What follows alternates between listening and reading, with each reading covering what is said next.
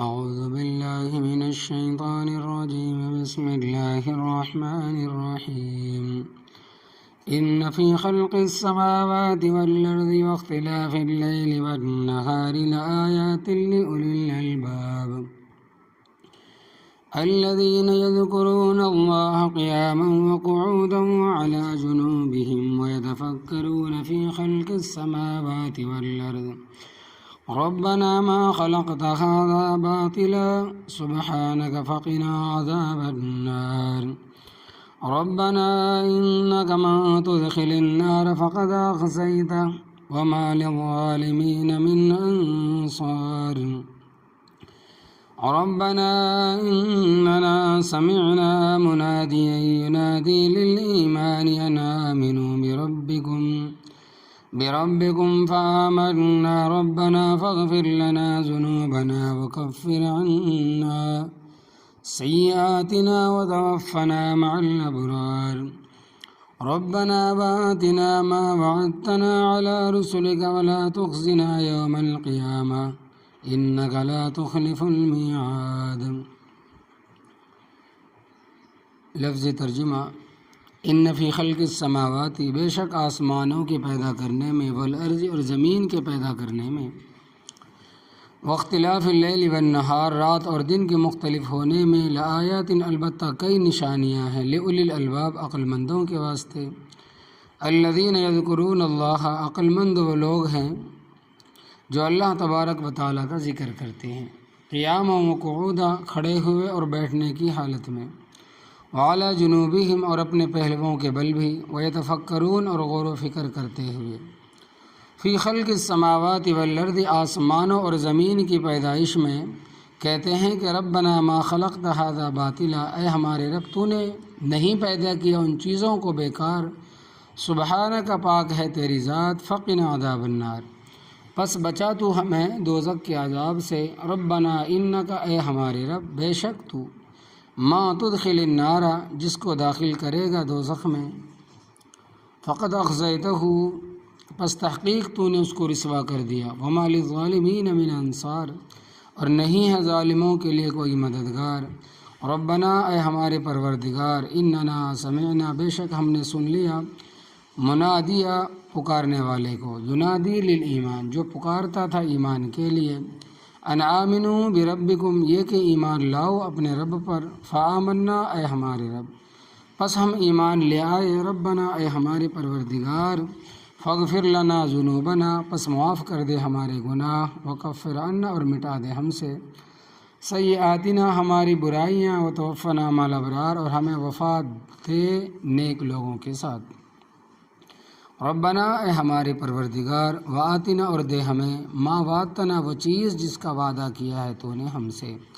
علی رسولک اپنے رسولوں کی زبانوں پر،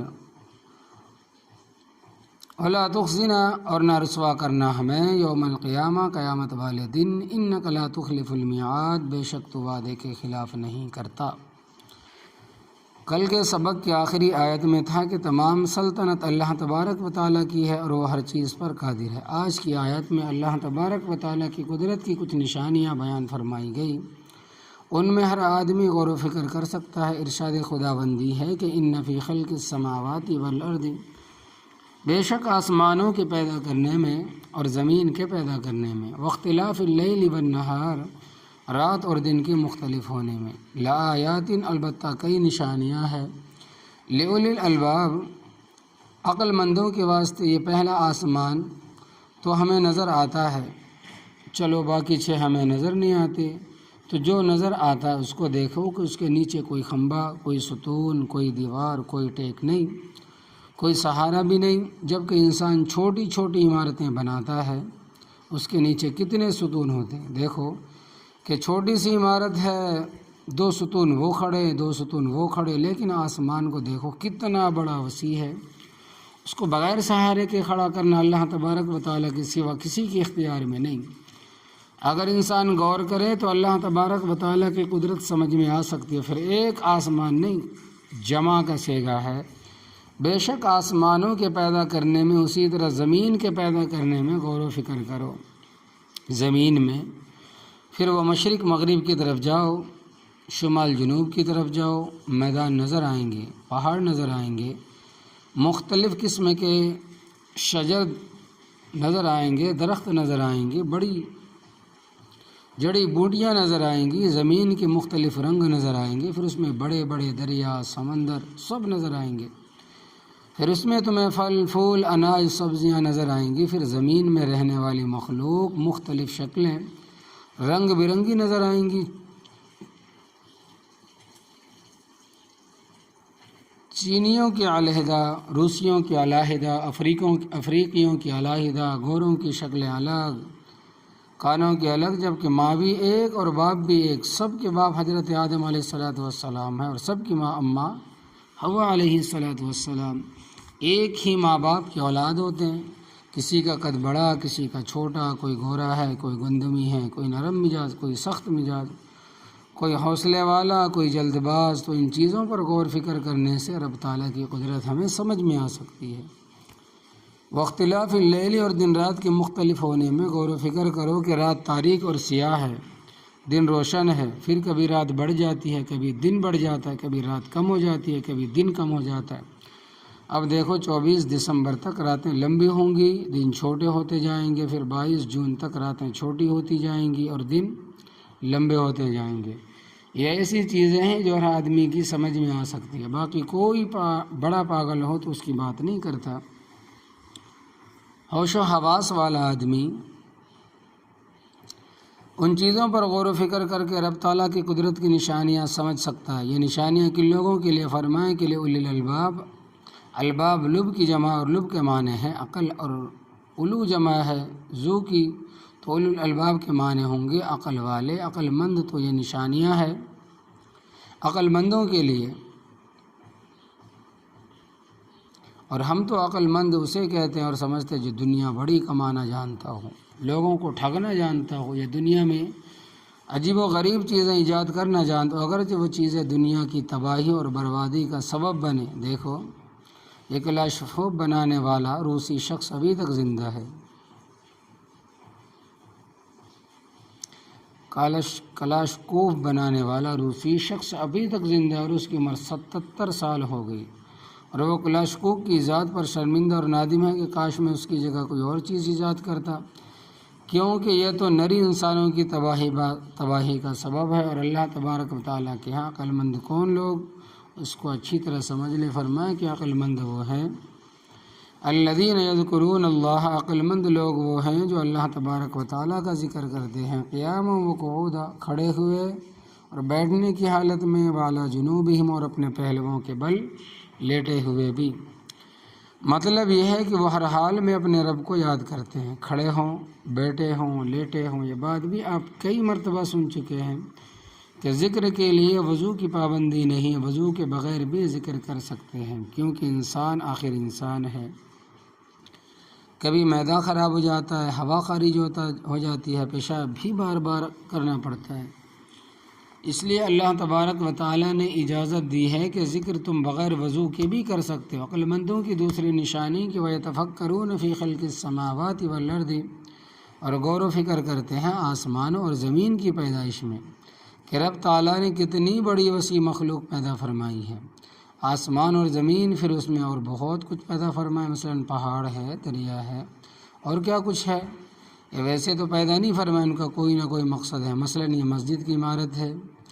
یہ اس واسطے بنائی گئی کہ یہاں لوگ نماز پڑھیں، اللہ تبارک و تعالیٰ کا ذکر کریں، قرآن شریف پڑھیں، بچوں کو پڑھائیں۔ یہ دین کا مرکز اور اڈا ہے، دین کا مرکز اور اڈا ہے، یہ کوئی یادگار کے طور پر نہیں بنائی گئی۔ اسی طرح لوگ مکان بناتے ہیں تو اس کا مقصد ہے کہ اس میں رہیں گے، اٹھیں گے، بیٹھیں گے، آرام کریں گے، گرمی سردی سے بچنا ہے، غمی خوشی کے موقع پر دوست احباب آئیں گے، ان کو بٹھائیں گے۔ ہم اگر کوئی چیز بناتے ہیں تو اس کا کوئی نہ کوئی مقصد ہوتا ہے۔ اللہ تبارک و تعالیٰ نے زمین آسمان بنائے تو اس کا بھی کوئی مقصد ہے۔ پھر یہ غور و فکر کرتے ہیں جس ذات نے اتنے بڑے زمین و آسمان بنائے، خود وہ ذات کتنی بڑی ہے، اس کی قدرت کتنی وسیع اور وہ قادر مطلق ہے۔ دوسرے مقام پر ارشاد ربانی ہے کہ وَفِي أَنفُسِكُمْ أَفَلَا تُبْصِرُونَ، اے انسانوں تم اپنی جانوں کو نہیں دیکھتے کہ تم کیا تھے اور اللہ تبارک و تعالی نے تمہیں کیا بنا دیا۔ اللہ تبارک و تعالی نے تمہیں حقیر نطفے سے پیدا فرمایا، اس طرح کے نطفے کا لوتھڑا بنایا، پھر لوتھڑے کی بوٹی بنائی، پھر بوٹی کی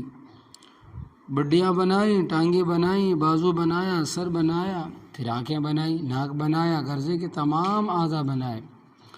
پھر ان پر گوشت چڑھایا، پھر 4 ماہ کے بعد اس ڈھانچے میں جان ڈالی، پھر تقریباً 5 ماہ ماں کے رحم میں زندہ رہا۔ اللہ تبارک و تعالیٰ کی قدرت کو دیکھو، بچہ ماں کے رحم میں پھلتا پھولتا بھی ہے، ہاتھ پاؤں بھی حرکت کرتے ہیں، سانس کے بغیر زندہ ہے،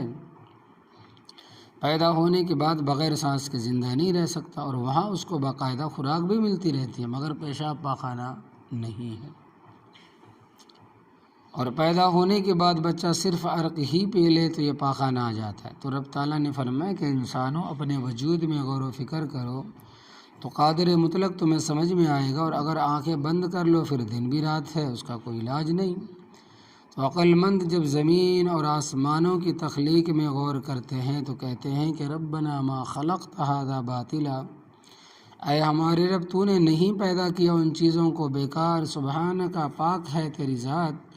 تمام عیبوں سے، اور اس سے بھی کہ تو کوئی بیکار فعل کر لے۔ فقنا عذاب النار، پس بچا تو ہمیں دوزخ کے عذاب سے۔ جو اس نطفے کو یا پھر اس نقطے کو سمجھ جاتے ہیں وہی کامیاب ہیں، کیونکہ آخرت میں تو جانا ہی ہے، لہٰذا جو دوزخ سے بچ گیا وہی کامیاب۔ ربنا انک من تدخل النار، اے ہمارے رب بے شک تو جس کو داخل کرے گا دوزخ میں فقد اغزیتہ، پس تحقیق تو نے اس کو رسوا کر دیا،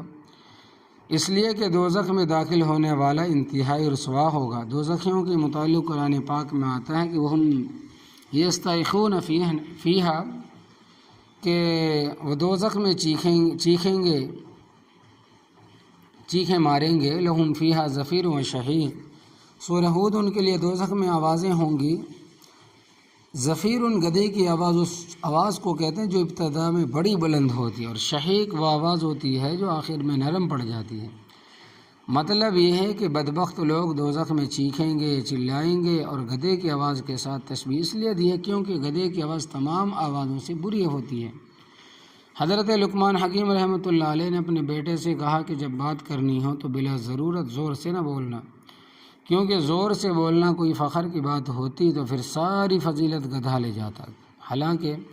ان انکر الاصوات لصوت الحمیر، بے شک تمام آوازوں میں بری آواز گدھے کی ہے۔ گھروں میں عورتوں کا بلا ضرورت بلند آواز سے بات کرنا گناہ ہے، مرد ضرورت سے زیادہ بلند آواز سے بولے گناہ ہے۔ ہم ان باتوں کو نہیں سمجھتے، بلکہ ہم تو چیخنے چلانے کو ہی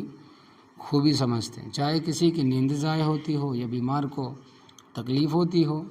یا کسی کے نماز میں خلل ہوتا ہو، یا کسی کے مطالعہ کرنے میں خلل واقع ہو رہا ہو، ہمیں کسی کی تکلیف سے کوئی غرض نہیں،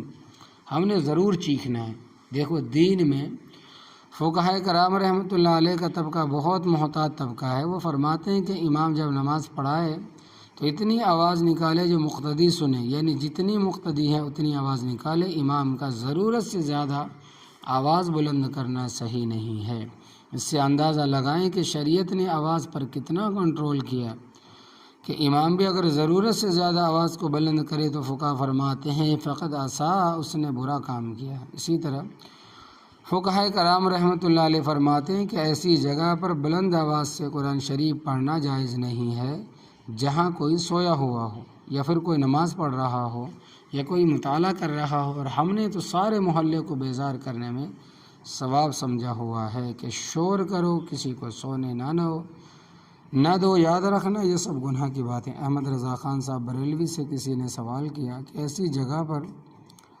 بلند آواز سے قرآن شریف پڑھنا اور ذکر کرنا کیسا ہے؟ درود شریف پڑھنا جہاں کوئی سویا ہوا ہو، کہ اس کی نیند میں خلل پیدا ہوتا ہو، بیمار ہو، تو وہ فتویٰ رضویہ میں لکھتے ہیں کہ بلند آواز سے ذکر کرنے والا سخت گنہگار ہے۔ پھر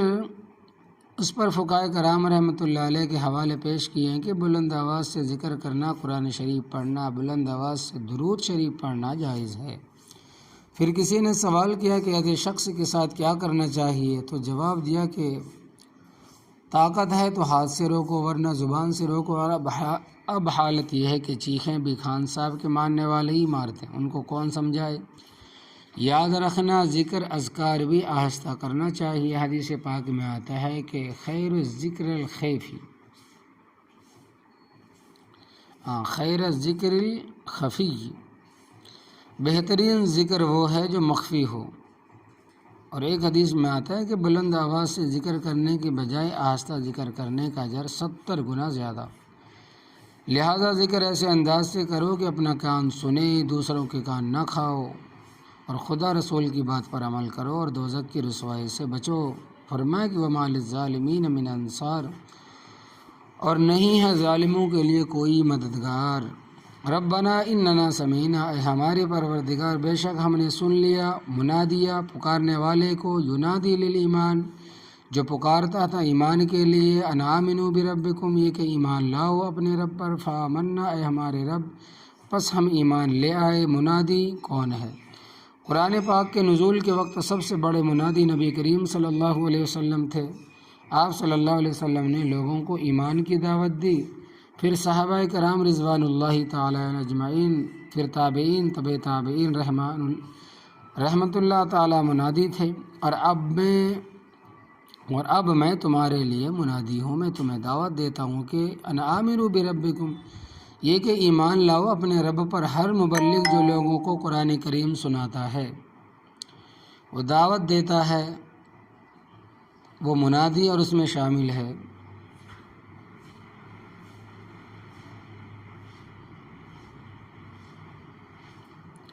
قرآن خود بھی منادی، اس کو بیان کرنے والا بھی منادی، اسی طرح اللہ تبارک و تعالی نے جو عقل اور سمجھ عطا فرمائی وہ بھی منادی ہے۔ ربنا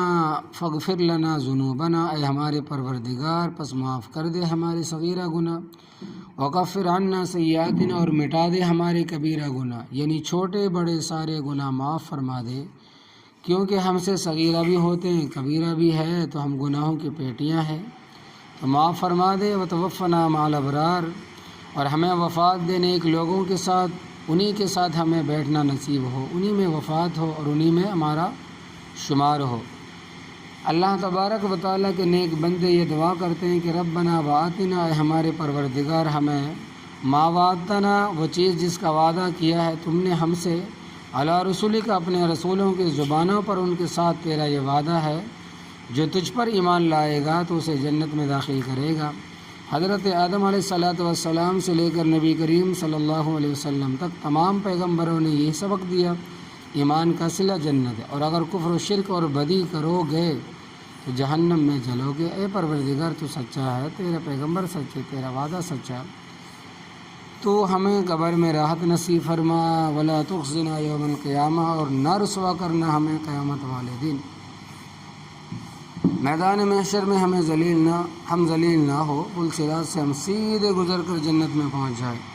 سب سے زیادہ دولت، سب سے زیادہ ذلت و رسوائی قیامت کے دن کی ہے،